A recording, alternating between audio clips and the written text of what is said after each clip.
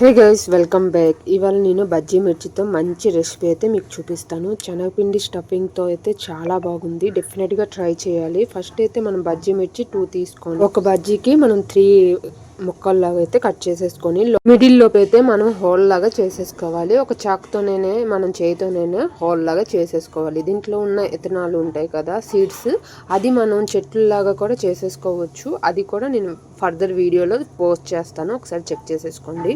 ఇలా మనం రౌండ్గా హోల్ చేసేసాం కదా. ఇంకో ప్లేట్ తీసుకొని ఒక 5 స్పూన్ శనగపిండి తీసుకున్నాం, garam masala 1 teaspoon, salt టేస్ట్కి తగ్గట్టు, చిల్లీ పౌడర్ స్పైసీకి తగ్గట్టు, పసుపు కొంచెం వేసుకొని, కొంచెం ఇంగువ వేసుకొని వాటర్తోనైతే మనం మొద్ద అయితే ప్రిపేర్ చేసుకోవాలి. ఈ మొద్ద అనేది ఎక్కువ గట్టిగా ఉండకూడదు, ఎక్కువ పల్చగా ఉండకూడదు, మీడియంగా ఉండాలి. అన్ని మిర్చికి ఇలా మనం స్టఫ్ అయితే ప్రిపేర్ చేసేసుకోవాలి. ఒక కడాయి పెట్టి ఆయిల్ కొంచెం వేసేసుకొని స్ప్రెడ్ చేసేసుకొని మనం ముందుగా రెడీ చేసుకున్న మిర్చి అన్ని వేసేసుకొని మనం బోత్ సైడ్ అయితే ఫ్రై చేసుకోవాలి. ఇది కొంచెం ఫ్రై అయినానికి టైం పడుతుంది కాబట్టి కొంచెం మూత పెట్టేసుకొని మనం ఒక 3 to 4 టైమ్స్ ఇలా మూత పెట్టి కలుపుకుంటే మనకి ఇలా రెడీ అయిపోద్ది. దీంట్లోపై మనం కొంచెం సాల్ట్, చిల్లీ పౌడర్ వేసుకొని రైస్తో తింటే చాలా టేస్ట్గా ఉంటుంది.